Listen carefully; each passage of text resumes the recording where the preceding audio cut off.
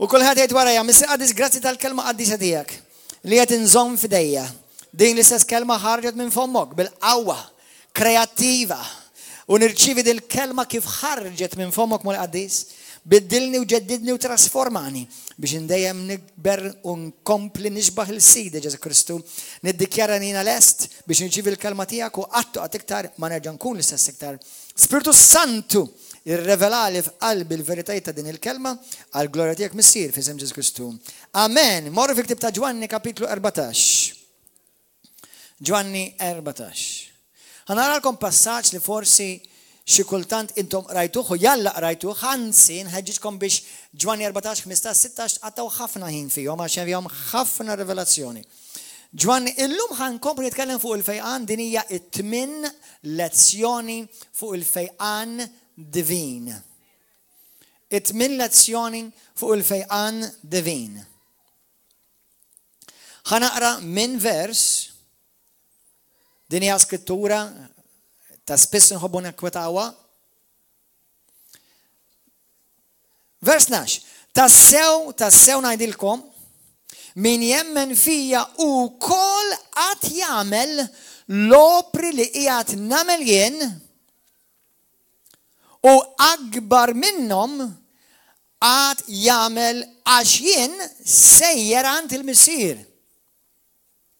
Jiena sejjer għand il-missier, jiġifieri issa l-opri li intom ħatamlu mhux iktar ħanamilhom jiena ma ħatamluhom intom. Jew nkella l-opri li issa ħatamlu mhux iktar ħanamilhom jien imma ħatamluhom intom daqs li kieku qed nagħmilhom jien. Qabdu għadi. L-opri li intom ħatamlu li huma l-istess sopri li għamilt jien waqt li kont magħkom f'dawk il-30 sena għalkemm Ġesu Kristu l-Ministeru tiegħu kien 3 snin. Għajna bdu f'dawk il-3 snin jien Ġesu qed jgħid għamilt opri, keċċejt il-xjaten, fejaqt il-morda, qajjimt il-mejtin, ħfirt tajt il-maħfra lil min kellu bżonn jinħafer, għalhekk Ġesu kien jgħidilhom mur, nbidek magħfura. Xi darba nitkellmu fuq għadi għax ħafna mill-Kristjani ma tantx jaħsbu fuq għadi. Anyway, meta aħna mmexxu ġat lejn Kristu, pratikament dak il-ħin x'qed jiġrilu.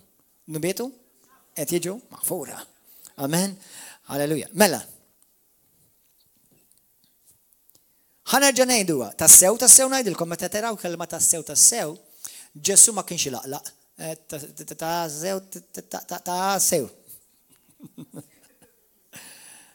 Jiġifieri Ġesu qed jaċċenna xi ħaġa, qed jagħmel xi ħaġa importanti isma' nisew. Min jemmen fija u wkoll qatt jagħmel l-opri li qiegħed nagħmel jien. U akbar minnhom qatt jagħmel għax jien sejjer għand il-missier. Mela jiena sejjer, jien m'iniex ħankun iktar hawn fostkom f'dan il-ġisem, imma l-opri li rajtu ħajibqgħu għaddejjin. Xejn ma ħajtbiddel. Kemm powerful. Qed tifhmu aħwa? Din importanti forsi għal ħafna minnkom grazzi Ġesu tgħidli ovvja. Mur kellem rux ma ta' knejja oħra jgħidulek x'ovvja. Mhux kattolċi ta' ngħid, evanġeliċi li jgħidulek il-fejqan waqaf. Mela mhux l-istess tip ta' Ġesu.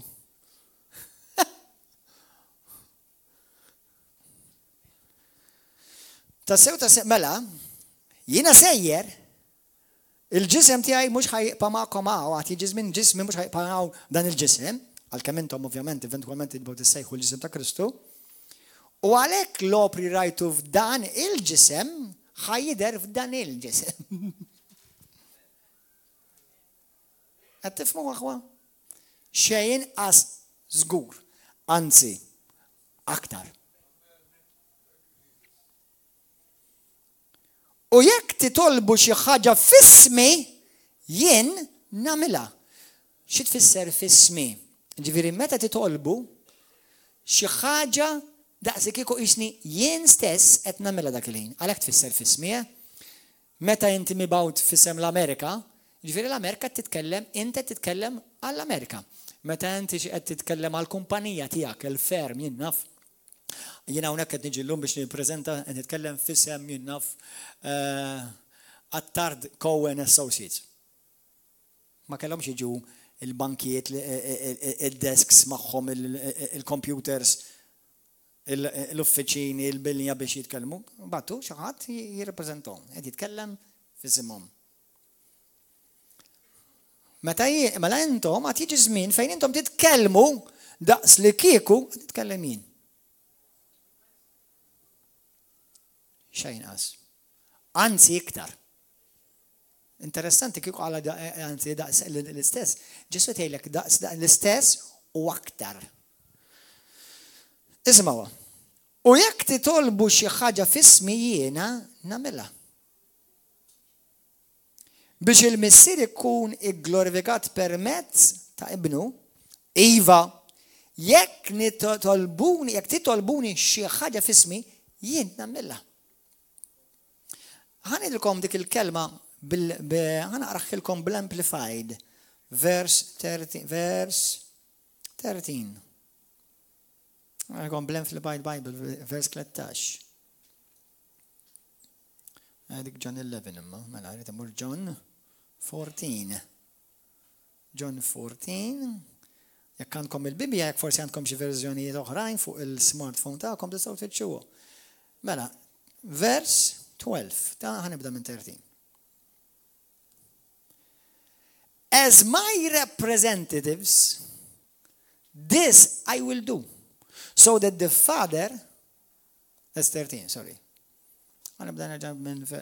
I assure you and most solemnly say to you, ġivi bl-aktar mod naċċertakom u kważi qed naħilfilkom li anyone who believes in me, kull min jemmen fija bħala s-Salvatur u s-sit tagħhom.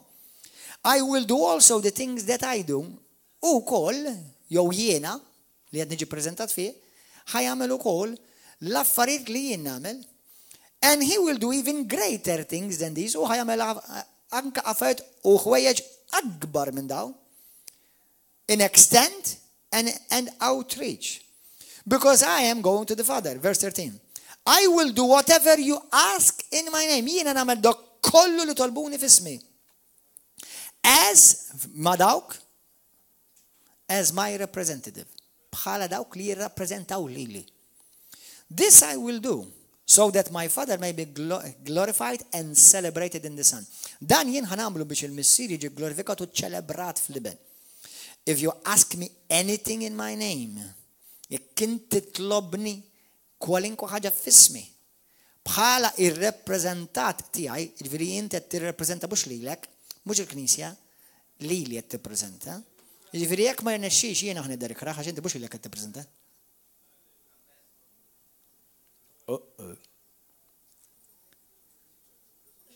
Ftakar jekk inti xi ħaġa mhix taħdem u qed tgħid da Ġesu qed jgħidha, jew Ġesu ma qalix, jew xi ħaġa qed tiġġammja fil-magna tiegħek qed tissieżja. U mhux qed topera sew. Mela, issa, xi ħaġa interessanti dik il-kelma ask, ħafna mid-drabi fortunatament aħna tepes li aħna ġejna minn mentalità reliġjuża u hemm ħafna Kristjani għalkemm saru Kristjani xorta għadhom jaħsbu mentalità reliġjuża li dik il-kelma ask mhix tfisser to beg, titlob titkarrab, imma tfisser li tikkmanda. You command. Issa, efmuni sewwa ta' di. You're not commanding anything from God. Minti tikmanda xejn min Alla. You're not commanding anything from Jesus. Minti tikmanda xejn, għaxum għalx dak li inti għal dak li tikmanda fismi. Bela tikmanda l xaħat ieħor, jew xi ħaġa oħra. U għed tikmandaħ daqs li tikmandaħ jien. Di importanti taqbdu għaxaw min jaħseb li tikmanda lill-Alla, ma tikmanda lill-Alla xej. Inti mhux lill-Alla tikmanda. Inti tikmanda dak li huwa jopera kontra Alla. U aħna nafu minnu kontra Alla. Taf min huwa kontra Alla inti? Inti mhux lill-Alla tikmanda. Number one, nisimgħu sewwa. Ejlu, Spiritu Santu għajni ħanifhem. Spiritu Santu għajni ħanifhem. Number one, fid-dinja ħanaqsmu żewġ kategorija tan-nies kollha tad-dinja f'żewġ persuni, f'żewġ kategorija waħda. Dawk li jafu lil Alla u għandhom relazzjoni mal-Alla permezz ta' Kristu, li llum ngħidulhom covenant people, poplu tal-patt li jsejħu Kristjani llum. M'għandek il-poplu l-oħra li Alla għalkemm jaf li jeżistu imma ma jafhomx u m'għandhom la dritt u laqqas Alla m'għandu dmir lejhom. M'għandu għax huma għadhom tad-dinja, Alla tagħhom huwa għadu tad-dinja. Imma l-Alla tas-sema, Alla biss, ħanedilkom kelma, tidu tifhmu sewwa, ġieli qedtilkom di. Alla biss huwa obbligat jagħmel dak li l-poplu tiegħu f'patt miegħu jitolbuh. Alla mhuwiex obbligat jagħmel xejn ma' min għadu ma ċċettax il-libnu bħala Sidu Salvatur tiegħu għax kull barka oħra li ġiet mogħtija minn Alla ġiet mogħtija bħala ekstra ma' ibnu. Mhux apparti ibnu, not apart from Jesus Christ, but a part of. Qed tifhmu di? Qed taqbluha di? Okay, Romani 8:32, it's a powerful scripture. He who did not, he did not spare his own son, but delivered him for us all. How much more is he willing to give you all things, and may I say all good things, with him, with Christ. Jekk, il-Bibja tgħidlek jekku, għax bil-Malti jgħidha ma ħelesix il-libnu. Ma taġobniex ma ħelesix il-libnu. He did not spare his own son. Veru tfisser l-istess ma għal-widna Malti għal widna bl-Ingliż jinstimuna differenti. He did not spare his own, but he gave him for us all. How much more is he willing to give us all things freely with him? With him, say, with him. Mala healing is never apart from him. Miracles is not apart from him. Salvation is not apart from him. Is-salvazzjoni, il-fejqan, il-mirakli, mhumiex dawk mirakli u fejqan, jien għarit il-fejqan u l-miraklu, ma l-Kristu ma rridux. Le, għanilek, tengod li jittaħbu għek, fis-sensu naqbel ma'kom. Imma ħafna nies li jriġu għal-fejqan, imma l-Kristu jħallu hemmhekk. Jeżistu ħafna fid-dinja di. Mura qara 14 minn nies fit-toroq. Għajdulhom trid fiq u jgħidu iva. Tridu l-Ġesu? Le.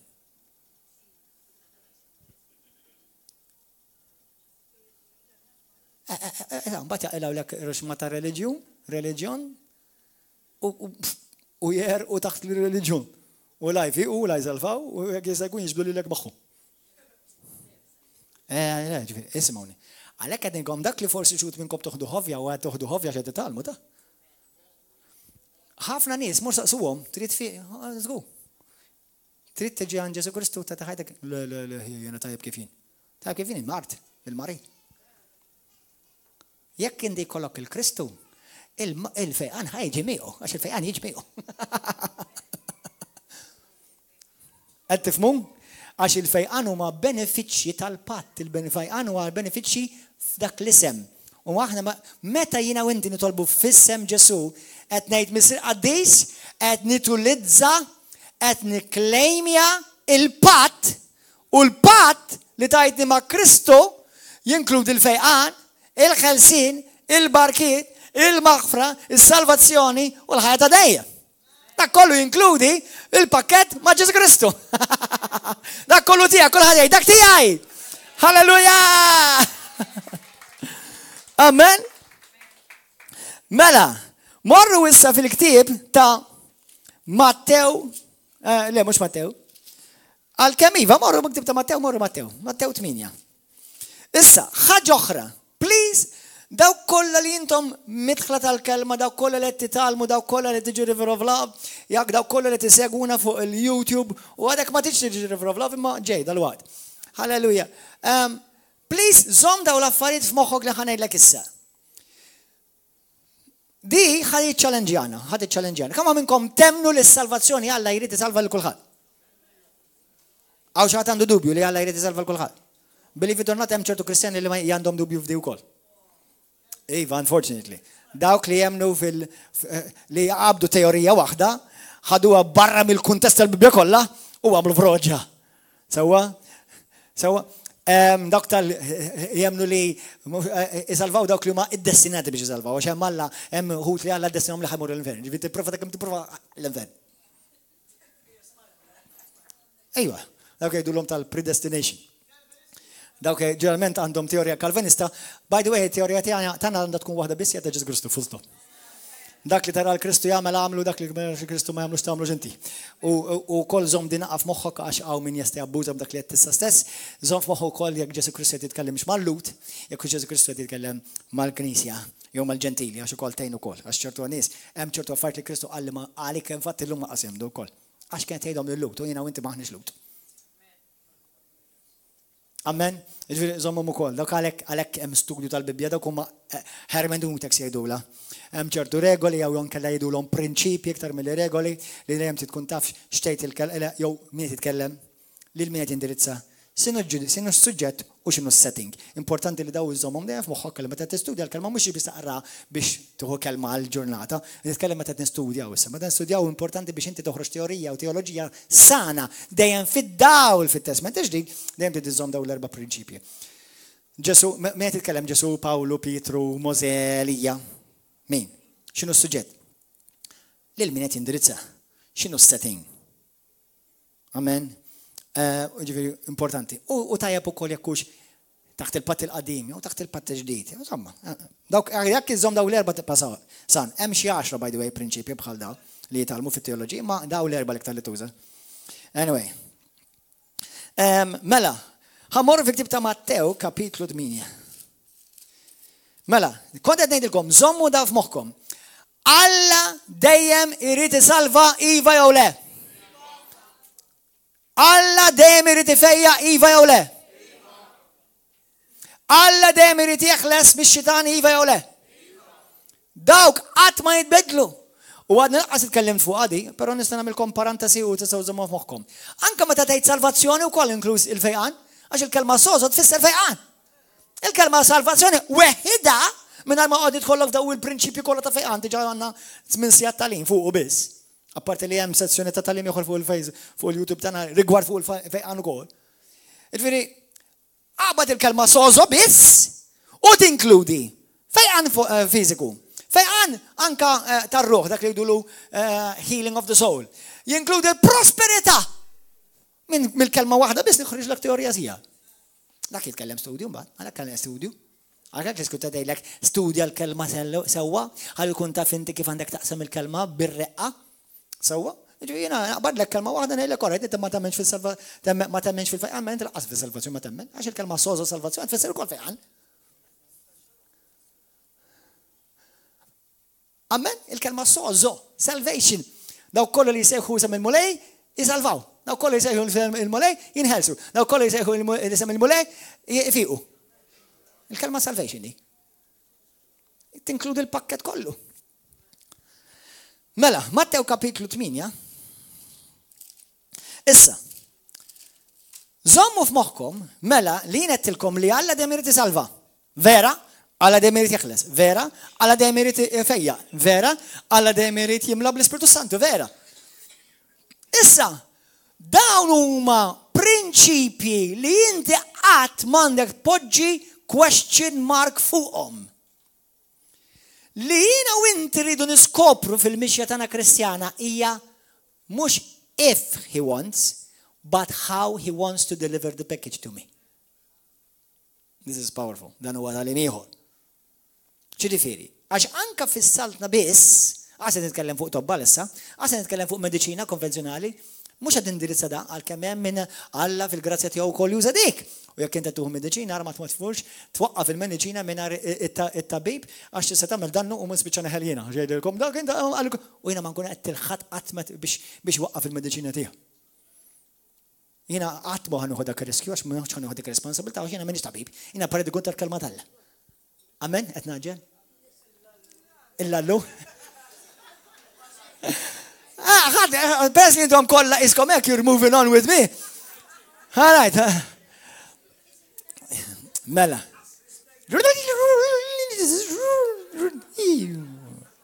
Mela. Jiena qatt ma qed lil ħadd iwaqqaf jieħu l-mediċina. U laqqas ħanamelek. Għax minix ħanuħu responsabilità għax jien minix tabib. Jiena predikatur. Sewwa, jiena nippritka l-kelma. Jiena l-postman biss. Issa staqal kull wieħed minnkom x'tirċievu, kif tirċievu. Issa, meta jiġi għal-fejqan, il-fejqan huwa dejjem żgur. Is-salvazzjoni hija dejjem żgur. Il-ħelsin huwa dejjem żgur, ġifieri dejjem żgur hija r-rida tal-Alla. Il-kif mhux dejjem l-istess. Għandek fejqan permezz ta' tqajjid tal-idej. Għandek fejqan permezz ta' kelma tal-fidi li jiena ngħidlek kun u tkun. U ħassir issa stess. Għandek fejqan permezz kelma profetika għaw xi ħadd għandu muskolu f'daru qed ifiq issa stess. Illa, ma l-ewwel kif qed tafejjaq. Ġad ġemilu. Oħt Andre, ġiet l-ewwel darba hawnhekk. Rukkel slip disk f'dara, ġiet l-ewwel darba. Hawnhi fejn inti? Fejn inti? Għaxan oħtu qawwed hawn minnek fejn inti? U x'inti żisti? Kif huna darek? Hello? Anybody home? All right. Tiftakar l-ewwel darba li ġej the first time you came here? Kelli kelma mill-mulej, xaħat, u issa jena, jew nħossom daw il-kelim, daw jgħidulu kelim profetiku. Profetiku mux bil-fors profetizza, għalkemm sa ċertu punt, word of knowledge. U fil-ispirtu tijaj jena dak il-ħin bdejt nara muskolu, għatifiq, muskolu tad-dar, għatifiq, di l-istampa l għaddit li minn mokki dak il-ħin. Sawa? U kem, fakkarni ġizma, kħiġ nżir. Rachel, għawnek fin-nofs, u għalet jien, għattela ċekja darek, issa stess. Sawa? U dak il-ħin stess għarkli Marley. Mbagħad ħarġet hawnhekk, għax kienet l-ewwel darba u aħna ħafna drabi il-ġodda ngħidulhom ejja nilqakom hawnhekk ħansiru nafukom and we greet you. Għarkli għax jiena għandi rukkel ta' dari juġani x'kienet x'eżattament, what did you actually say to me? X'għedt li sis? What was the word you used? A slip disk. You told me you had a slip disk. Issa, l-ewwel darba fiqet bil-kelma the word of knowledge. I released it, she received it. Meta qalt li għandi rukkel ta' dar jew slip disk, tila now you're healed. That's it. Simple like that. That's all I said. Tila now you're healed. Tila mhux ħajkollok dik il-problema. Tila you're healed. Għamilt li għax meta jkollok slip disk xaġa serja. Mhux ikollok xi ponta. Kollok slip disk, mux ċajta. That is the first time she was healed through the word of knowledge. Second time she was healed by a commanding word of faith. 2 weeks later, she is completely healed.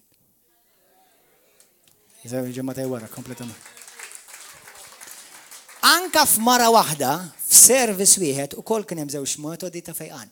Alla dejjem li jfejjaq, imma kif wieħed ifiq differenti. Hawn nies li jgħidlek issa naraw fil-Bibja tgħidlek laqqas qalulhom xejn Ġesu. Misshom biss. U l-Bibja tgħidlek mar il-mar, talaq il-mart, kemm misshom biss. Għaw oħrajn li fiqu Ġesu ma mel xej u huma marru jiggranfaw miegħu ħadd fuq.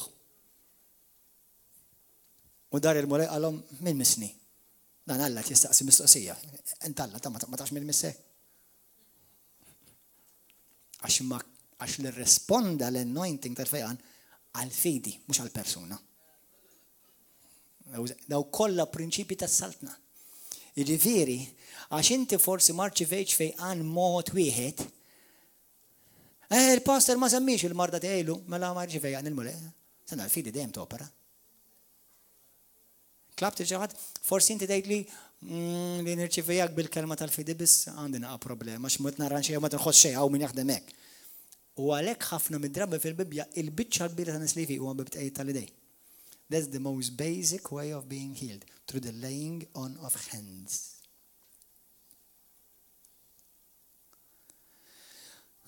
Imma daw l-affett tikber fihom, jiena għandi 23 sena fil-mulej qatt ma ħares lura żbalja għamilt turrun, imma qatt ma ħares lura u dejjem titgħallem, dejjem tikber fir-revelazzjoni ta' daw l-affarijiet.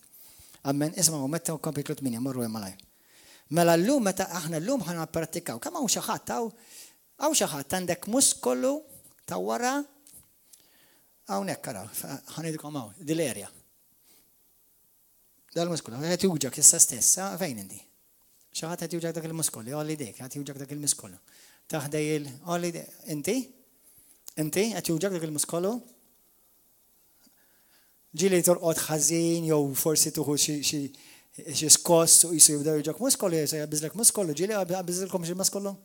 Mhux meta taqbżilkom, meta taqbżilkom muskolu, dak muskolu ieħor meta taqbżilkom. Men da jġib ħafna, dal-muskolu jġib ħafna nies fit-trabil. Mela, minnu, hemm waħda wara, inti għandek hawnhekk muskolu ta' darek wara. Shoulder ġvieħ, eżatt, qisu ma' shoulder blade. Qed juġak?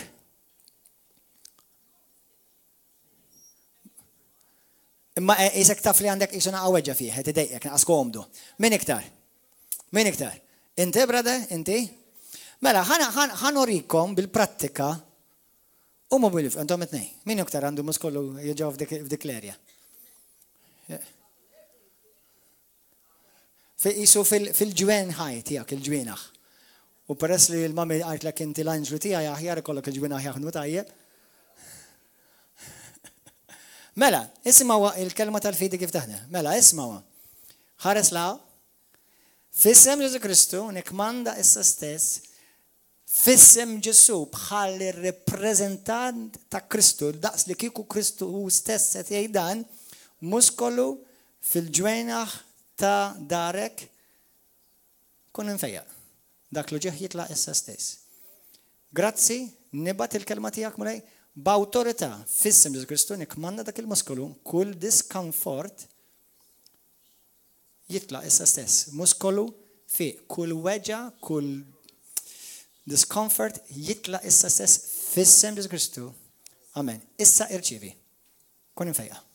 Kun infejja. Irċivi, iċċekja. Iċċekja, brother. Jgħad ħani semok daqxej. Tiġġa qed tħossok aħjar. Thank you, Lord. Kompli. Inti, iċċekja, ċekja. Min iktar, inti sister għandek il-muskolu tal-ġwina għak? Mela, għara ħatu għala dal-waqt, għara ma tbux tolqot il-ġaħat, tiħxi għadda ġawitxu, vien iktar. Grazzi Ġesu. Kellek għajdek ma stajċa u għallejt essa. Għallejt għalli għara l-anġlu t-ġebbidilek waħda manġu t-ġebbidilek waħda jdek. Halleluja, grazzi mulej, irċivi il-fejqan f'dik l-erja tal-ispalla u tal-ġwen ħajak fissem Ġesu Kristu. Malek luġiħ siste? Vera? Zgur? Mux għad nimpressjona kien? Mux jiġviri brainwashing dan? Zgur? Hija l-kelma tal-fejdi.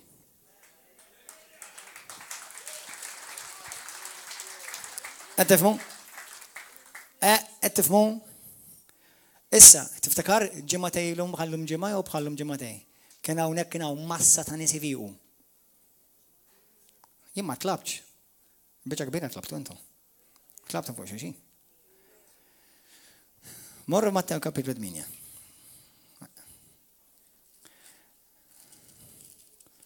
Grazzi Ġesu. Vers 14. Naħseb diħa jkollu l-part tu tagħha. Għax dan il-messaġġ jismu l-awtorità tagħna fuq il-mart. L-awtorità tagħna fuq il-mart. Ħalli ngħidilkom din mbagħad fil-każ nerġa' nirrepetija l-lezzjoni li jmiss. L-awtorità ħanida bil-Ingliż għax iddur xi aħjar. When you operate in authority, you never beg.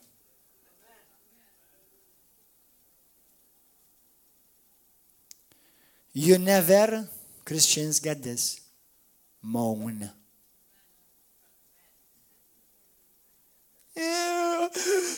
Mulaj fajani, please. One, wrong person to address if you're using authority.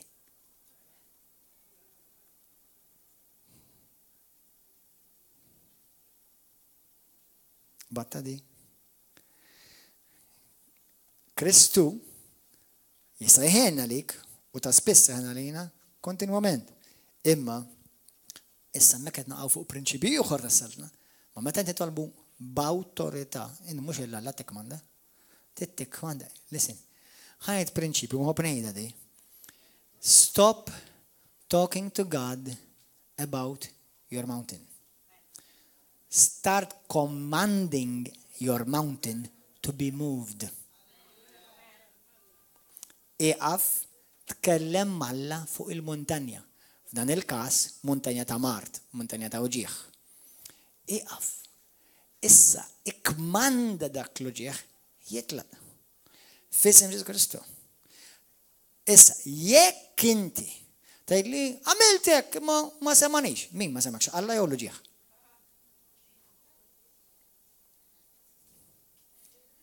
Ħanejt xi ħaġa aħsbu fuqha. Jista' jkun li l-uġieħ jew il-marda konvint iktar minnek li għandu jkun f'ġismek milli int li m'għandu l-ebda awtorità jkun f'ġismek. Hawnhekk jridu nikbru fir-revelazzjoni tagħna fl-awtorità. Aħwa ħanidilkom ħaġa. Għalhekk qed ngħidilkom diħa jkollna il-part 2 tagħha. Ġismek u morru meditaw Romani 6. Kull organu, il-fwiet, l-imsaren, il-qalb, semmuli partijiet oħra, il-klewi, il-muskoli kollha, il-mudullun, dawk huma skont Romani 1, sa Romani 6 minn vers 1 sa 14, kollha huma ta' Kristu. Kull organu l-Bibja tgħidlek huwa ta' Kristu. Din tgħinek. Din għandha tgħinna għal dawk li konna tentazzjoni fil-pornografija jew fiż-żina. Tgħinek. Għaliex? X'meta inti għandek organu f'ġismek imqareb. Hekk m'għandha dak l-organu shut up in Jesus' name. You belong to Jesus. Mhux organu ieħor? Issa hemm organu li jagħtikom ħafna trabil.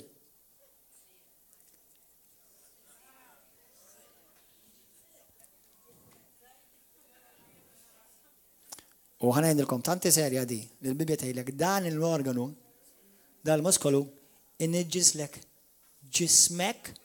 Taf li tgħidlek il-Bibja? Taf li tgħidlek dan l-organu jġislek ġismek? Taf li ċertu mart huwa relatat direttament ma' x'joħroġ minn dan l-ilsin? U jniġġislek ruħek u jitfalek ħajtek fl-infern. Kemm għandna x'nitalmu. Morru qrawa ġagbur 3. Minn vers 10. Kemm jagħmel differenza dal-ilsin. Kemm importanti li inti tgħix fil-maħfra. Ma tfittix li tagħmel vendikazzjonijiet, ma tagħmilx grazzi mulej. Għandna nies aħna jitilqu minn hawn, nimmissjawhom, nitolbu għalihom u ħafna jiġu lura. Għandna nies jitilqu minn hawnhekk. U jridu jiffarku u jagħmlu ħafna deni, dak ma nimmassjawhomx. U dak mhux hawnhekk ma jiġux lura. Qed ipoġġu rihom infuskom frisku li qatt ma jaraw il-Alla. Ma tattent aħwa. L-Iskrittura tgħidlek Proverbji 4 vers 27. Ipproteġi qalbek. Tinnota kemm jittantak ix-xitan kuljum biex tieħu għalik fuq xi ħaġa. Biex iżżomm f'qalbek kontra xi ħadd, biex tagħmel vendetta jew tpattiha lura lil xi ħadd. You see, the thing is this. If you stand up, God will sit down. If you sit down, God will stand up. That's a word from God for someone. Actually, it's for me too.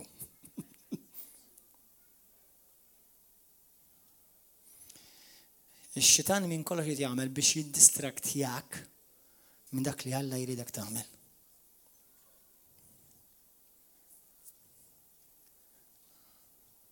Min jgħajrek ħallih jgħajrek. L-iktar ħaġa li tista' tagħmel ma tkunx qed tidneb. Blokk. That's it. Dak l-aħjar ħaġa tista' tagħmel. U Alla ma jobbligakx tkun friends ma' min jobodok irid jagħmelek id-deni. Alla jobbligak taħfillu tbirga jew tbirku jew titlob għalihom. Dak biss. U meta tagħmelek qed tagħmel ġid għalik. Bis-serjetà ngħidlek. I've seen mighty miracles when I prayed for people who seek to do me harm. I have been always been promoted. Always. Mux faċli da. Imma l-lawa fidil. Imxi b'qalbek safja qudiem il-walej. Għax inti tittejx il-ħajja tiegħek kollha. Ma tix li għadu jaqtaħħilek. U tista' tpiċċa tmut żgħir. Għax fiddixt il-vendetta. Tawwalt il-sienek, bħamilt il-ħmiġ. Ftakar, jina u inti rridu nidru qudiem Alla għaddejs. Li kont sa nasali għalih illum għaddi. Nista nasali għalih issa, bistru xmata noti. Ibba nitkellmu fuq l-awtorità, ħanidkom din il-vers. Ħanħalluha Mattew 8, però morru waqraw id-dar waħedkom. Minn vers 14 sa vers 17. Morru ġagbu 4 malajr.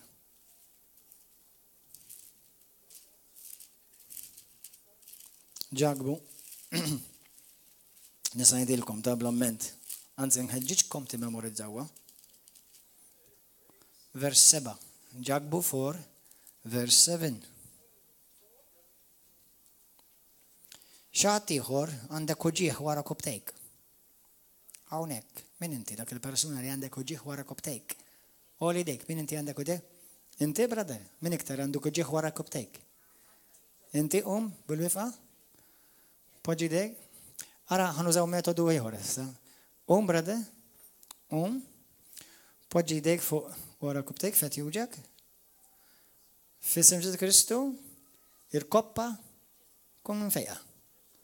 Uġieħ f'isem Ġesu Kristu, bħala reprezentant ta' Ġesu Kristu daqsik kieku Kristu stess u qed jgħidha, uġieħ mill-irkoppa u kull inflammazzjoni mill-irkoppa titlaq f'isem Ġesu Kristu issa.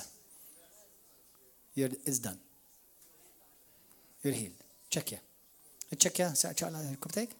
Iċċaqla. Simulaj, iċċaqla. Iċċekkja, brother? Kif inhi l-koptejk? How is your knee behind you? Kif inhi l-koptejk? Kif inhi? Għajja daqxej. Tajjeb? Mar l-uġieħ? Mar? Zgur? Mux għed nimpressjonak, mux brainwashing dan. Zgur? Ta' dak mar? Tijak. Vera? Mux għed t-prova t-impressjonani. Marret ukoll.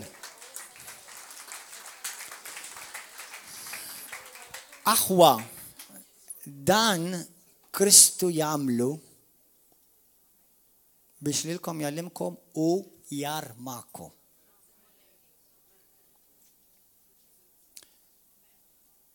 Din hija awtorità. Li ku jien ngħidlek f'isem Gord kun infejjaq, kont nibda ngħid nispera li fi. Ma wans li għetlek f'isem Ġesu Kristu qed nippreżentaw Ġesu Kristu daqs li żiku Ġesu Kristu qed jitkellem. Mfejjaq. Għad tifhmu differenza? L-awtorità hija ta' Kristu. U tiflowja minni u minnek għax ġejja għaċċavetta li ġejjin li jdu niftħu ħafna iktar fuqha. Ġogbu kapitlu 4. Vers 7.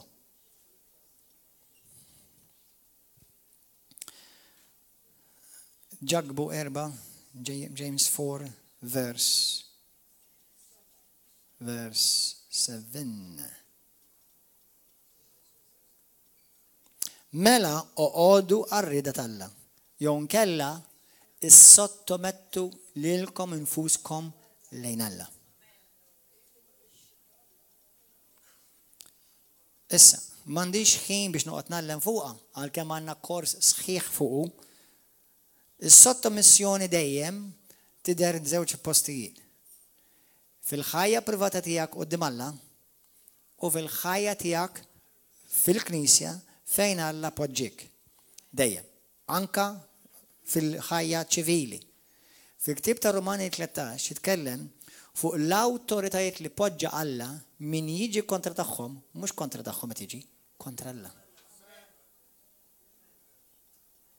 Issa, jekk trid l-awtorità tiegħek tkun sottomessa li taħdem fuq ix-xitan, int jekk trid li qawwa tiegħek fi Kristu taħdem dejjem kontra x-xitan, inti tkun dejjem sottomess lejn Alla. U lejn il-prinċipji tas-saltna tal-Alla. U l-prinċipji tas-saltna tal-Alla huma żewġ affarijiet. Irid qalbek quddiem il-mulej, dik li ħadd ma jara, bil-paroli kulħadd jgħid li jrid, allura dik ħadd ma jara, u mbagħad is-sottometti tiegħek fis-saltna, sottomessjoni tiegħek fis-saltna li tidher fil-knisja hemmhekk kulħadd jara. Tifhmu? U Alla hemm ordni fis-saltna li tkellimna fuqha, divine alignment. Jekk inti topera sottomissjoni, ħajkom xi ħaġa ħuha, bħalma opera Kristu. Dejjem timxi f'awtorità fuq id-demonju. U d-demonju, il-parti li xiġib huwa d-dnub, il-ħażen, il-mart. Mela sottometti li lek innifsek lej il-mulej, iqafflu lix-xitan u jaħrab minnkom. Sottometti li lek innifsek lil-mulej, iqafflu l-mart u jaħrab minnek. Tippretendix jaħrab minnek il-mart u inti għandek l-anżita kontra ħuk. Kif tista'? Tidnejlek xi ġralek int? Mhux qed tidneb. Int sirt il-bejta tad-demonju. 100%.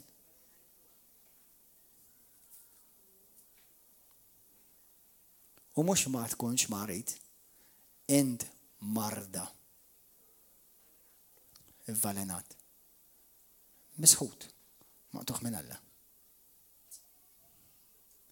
Never play God. Only one will sit on the throne. And it will not be neither you nor me. Pero jekk aħna nżommu postna, bħalma tkellimtkom xi ġimgħatejlu tlietejlu. U kulħadd jopera f'postu fejn il-mulej poġġih, juħsib dak li l-mulej qallu biex jagħmel, juħsib li dejjem f'dak li qed jagħmel joġob il-Alla u dak li ma tafu, inti timxi f'awtorità assoluta fuq din id-dinja, fuq kull ħakma tad-demonju, fuq il-mart, fuq is-saħtiet, fuq tkeċċixjaten, fuq kull biża, fuq dak kollu ġej minn tas-salda nad-lamiet, inti timxi b'awtorità assoluta fuqhom għax inti sottomess lejn Alla, halleluja li fuq kull ħadd, fuq kollox. Halleluja. Amen.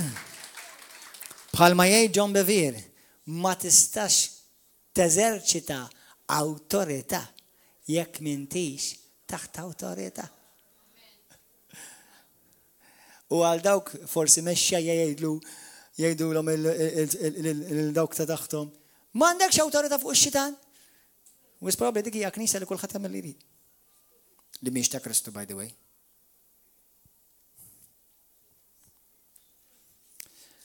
L-Ispirtu tal-mulej tkellimna għax irid ifejjaqna minn kolat. Il-weekend li għadda tkellim fuq fejqan tal-qalb. Li ma nkunux ġuda f'qalbna u nittradixxu l-Kristu. Imma issa jekk kien irid infiq fiżikament, make sure jekk titteżerċita awtorità assoluta, Kristu l-awtorità tiegħu ħadmet dejjem. L-apostli l-autorità tagħhom ħadmet dejjem, ma rajniex għattita l-apostli kapitlu 3, ma ħafna passaġġi fejn nistgħu naraw. Jekk tara l-iskrittura, il-profeti tal-Alla, nies tal-Alla, li verament kienu fi sottomissjoni lejn il-mulej, l-awtorità tagħhom fuq ix-xtan u fuq il-mart, fuq l-oppressjoni, fuq dejjem ħadmet. Meta darba kelli hawnhekk, ħanejdilkom għax ix-xitan mhux qed jiċċajta. Can I have some praise and worship, please? Darba hawnhekk kien aħna ta' spiss aħna naraw nies inħelsu mix-xitan hawn. Però darba kien hemm wieħed u kien miżawd biex jaten. U ġivi għet ikeċċilu x-xitan, li ma konċ se jaħlu jena biex jgħidlu għajjajni ġiviri. Dar leħi x-xitan Mario jiftakara dil-istoria, għallu għent ħatiġi tkeċċini. Għallu għent ħatiġi tkeċċini tikmandani biex nitlaq minn da.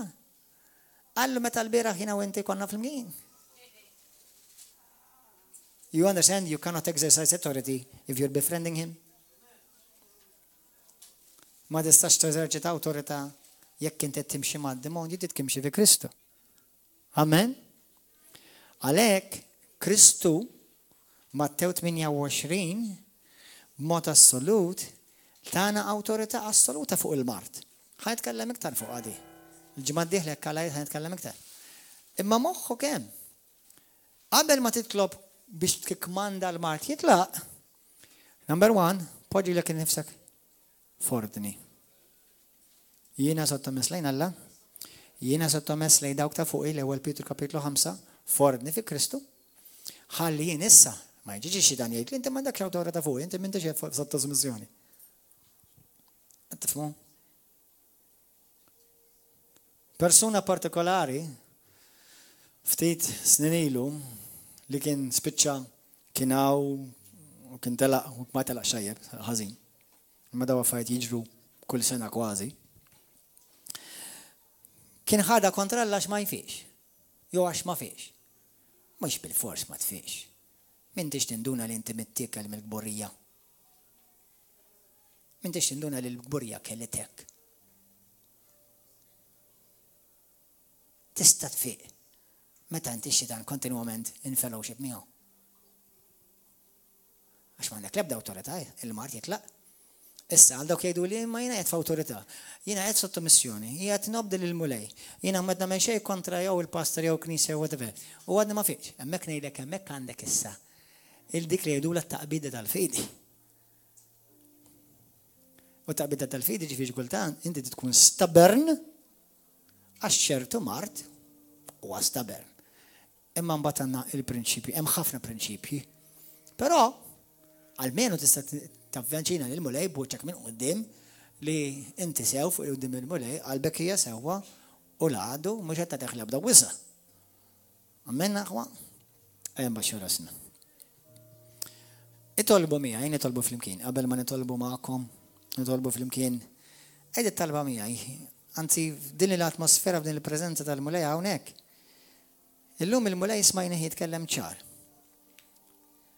Meta titolbu fismi, taqsi kieku ġifieri isni jien qed nitkellem. U dak kollu li titolbu jien nagħmlu. Għax inkun isni taqsi kieku jien qed nagħmlu. Meta titlob fismi u qed topera fismi. Issa il-biċċa l-oħra jadi. Kristu tagħna awtorità fis-seq fuq dak kollu li hu kelli awtorità fuq dil-art, għalina. L-awtorità, missieri tagħni l-awtorità kollha fuq is-sema fuq l-art. Jiena din l-awtorità tajta lilkom jgħid il-mulej Mattew 28 vers 18-19-20. Issa, morru. Keċċu xjatel. Fejqu l-morda. Għajmu l-mejtin. B'xej irċevejtu, b'xej għatu. Sewwa u jiena ħankun magħkom sal-aħħar ta' żminijiet. Mela jekk kien irid nimxi f'awtorità fuq il-mart u x'inhu, fuq problemi, x'inhi, fuq demonji, x'inhi. Inti jaħwa bħala Kristjani, kulħadd jibqa' fejn inti, għajnilkom magħluqa jisimgħuni biss. Taf li hemm xjaten jiġu jżurukom fid-djar tagħkom u hemm xi wħud minnkom tridu tieħdu awtorità fuq xjaten li qed jidħlu f'darkom, joppressawkom, jitturmentakom. Oj, jekk inti ma tkunx f'awtorità, m'għandekx awtorità tkeċċihom minn darek ta'. That's another subject again. Itlob talba miegħi minn qalbek. Għal dawk li intom ġodda llum għall-ewwel darba, ħanitolbok biex inti llum tagħmel deċiżjoni minn qalbek biex Ġesu isir is-Sit u s-Salvatur tiegħek. It-tieni biex qalbek tkun sew quddiem il-mulej. It-tielet ħares fejn inti m'intix in line mal-mulej, dak kont tagħmilha waħdek. Ejn nitolbu flimkien, Missi Qaddejs.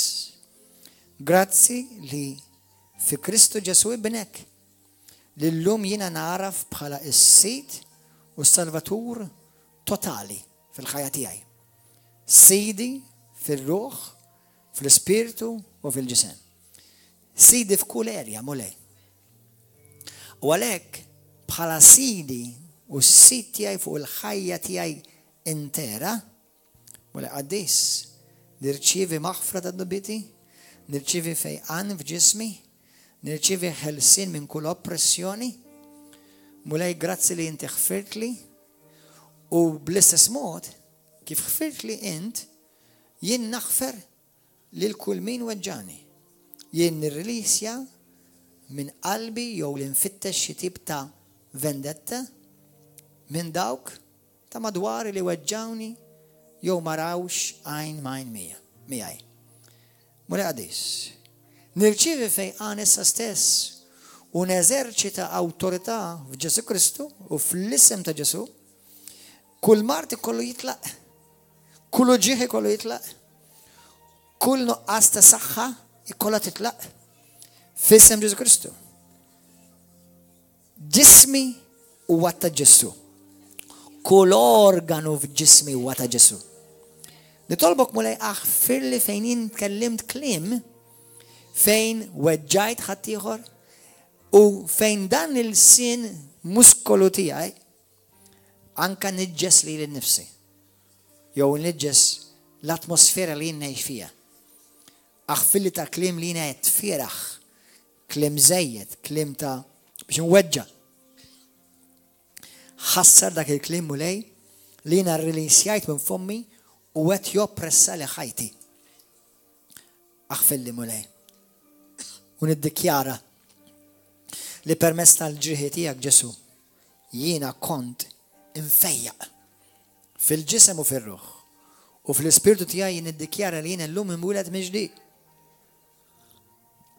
Għalhekk b'awtorità niddikjara lil mart, saħta, demonju m'għandu l-ebda awtorità fuqi. Għalhekk b'awtorità f'isem Ġesu Kristu mart itlaq u ġieħ itlaq. Kull nuqqas ferjas ta' saħħa tiegħi itlaq. Mulej nirċivi saħħa f'ġismi, nirċivi fejqan f'ġismi, nirċivi saħħa f'kull organu tiegħi. Jekk għandek bżonn xi fejqan partikolari x'imkien, poġġi idejk fejn għandek l-ġieħ jew dak il-marda. Mulej nitolbu għal dawk kollha li qed jitolbu issa fejn hemm mart, fejn hemm nuqqas ta' anke forsi hemm xi addiction, jekk droga, jekk sigaretti, jekk kux pornografija mulej qadis, jekk kux xi dnubi ħorejra, nuqqas ta' maħfra, mulej f'isem Ġesu Kristu. Bl-awtorità tal-qawwa tiegħek f'ismek Ġesu. Mulej jiena nissottometti li nifsi, Gordon Ġamanxie nissottometti li nifsi lilek missier qadis. Mulej impoġġi li nifsi f'ordni, mulej qadis divina fil-saltna tiegħek. U neżerċita l-qawwa u l-awtorità li inti tajtni fl-isem ta' Ġesu u għalhekk niddikjara li jiena nfejjaq, jiena b'saħħti, jiena maħfur għall-glorja tiegħek u x-xitan m'għandu l-ebda claim fuqi għax m'għandu xejn tiegħu fija. Glorja lilek mulej, grazzi li qed tfejjaq il-dawl aħwa. Grazzi li mulej li kull ġieħ jitlaq, kull mard fid-dem jitlaq u ġieħ fil-joints itlaq u ġieħ ta' migranja f'isem Ġesu ta' Nazaret itlaq issa stess. Nuqqas ta' smieħ widnejn infetħu f'isem Ġesu. Infetħu. Għajnejn nuqqas ta' vista. ċpar. Jitlaq. Nieħu awtorità fuq kull depressjoni li ġejja mill-għadu. Depressjoni itlaq. Ġesu jeħilsek minn kull depressjoni. F'isem Ġesu Kristu. Grazzi mulej xaħat għadu kien fiq minn uġieħ fil-joints. Halleluja. Artrite. Nieħu awtorità fuq dak id-demoni tal-artrite. U fuq kull uġieħ ta' artrite. Itlaq f'isem Ġesu Kristu ta' Nazaret. Itlaq. In Jesus' name. Mulej inti Ġesu, għalhekk int mitt għalina. Għax fuq dak is-salib inti mhux biss mitt għaddinu bit-tagħna. Imma ġarrejt fuqek il-mart kollu tagħna.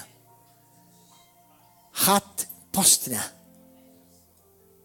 Għalhekk bil-mewt u l-qawmin tiegħek aħna llum nirċievu l-benefiċċji tal-salvazzjoni sħiħa fejqan, saħħa, paċi, maħfra, salvazzjoni u ħajja ta' dejjem għal-glorja tiegħek missier. Ikun infaħħa l-isem qadis tiegħek. Halleluja. Halleluja. Amen. Halleluja. How great God. Come on, farħu l-mulej. Halleluja. Ola leħinkom lej l-mulej. Grazzi Ġesu. Jekk inti ġdid illum għall-ewwel darba nixtieq nintaqa' miegħek hawnhekk ninħoġġuk biex inti toħroġ hawn. Jekk inti għandek bżonn talb li biex nitolbu miegħek illum hawnhekk. Jekk għandek bżonn nitolbu miegħek u nitolbu fuqek, nitolbok oħroġ issa stess, ħa nitolbu miegħek hawnhekk. Halleluja. Grazzi Ġesu. Kore. Ejja waħwa. Jekk inti ġodda għal dawk kollha intom ġodda, nixtiequ nintaqgħu magħkom ejja waħwa. Jekk inti għandek bżonn it-talb, jekk inti għandek bżonn fejqan, nintolbok biex toħroġ issa stess. Prayer altar team, come people please. Thank you Jesus. Kemm minnkom ħadtu pjaċiri lejla u tbiriktu tal-limtu. Halleluja. Grazzi Ġesu. Gloria lilek il-mulej. Imxu sottometti lejn Alla, ħalli kolkom awtorità assoluta fuq ix-xitan. Halleluja. Grazzi Ġesu. Oħorġu waħwa. Oħorġu waħwa. Oħorġu għal dawk kollha għandkom bżonn talb, għandek bżonn it-talb oħorġu.